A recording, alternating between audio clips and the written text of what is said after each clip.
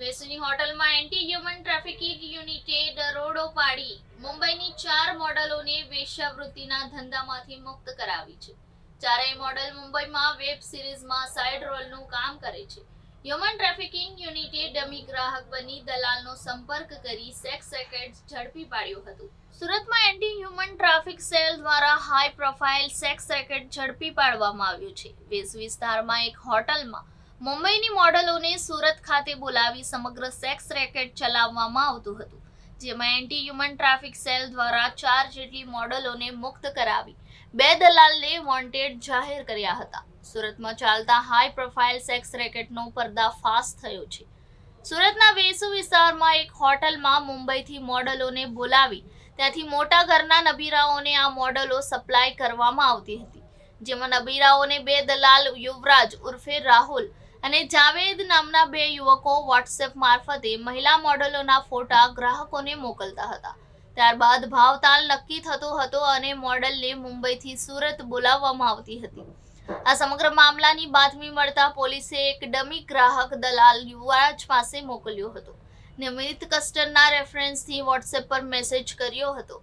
વાતચીત બાદ દલાલે મોડલના ફોટા મોકલી આપ્યા હતા, જેથી એક મોડલ પસંદ કરી ગ્રાહકને પોતાની લક્ઝરિયસ કાર લઈ વેસુની એક હોટલની બહાર બોલાવવામાં આવ્યો હતો. આ ડમી ગ્રાહકની કાર ઊભી રહી તે દરમિયાન એક મોડલ કારમાં બેસી ગઈ હતી. આ રીતે પોલીસે સેક્સ રેકેટનો પર્દાફાશ કર્યો હતો. ત્યારબાદ મોડલની પૂછપરછ કરતા હોટલમાંથી અન્ય 3 મોડલો મળી આવી હતી. 18 થી 22 વર્ષની આ ચારેય મોડલો મુંબઈની છે.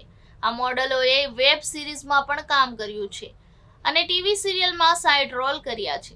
સૂત્રો દ્વારા મળતી માહિતી અનુસાર કસ્ટમરને 3 કલાકના 17 થી 20 હજાર રૂપિયા મોડલનો ભાવ કહેવાતો હતો, જેમાંથી 3 થી 5 હજાર મોડલને ચૂકવવામાં આવતા હતા.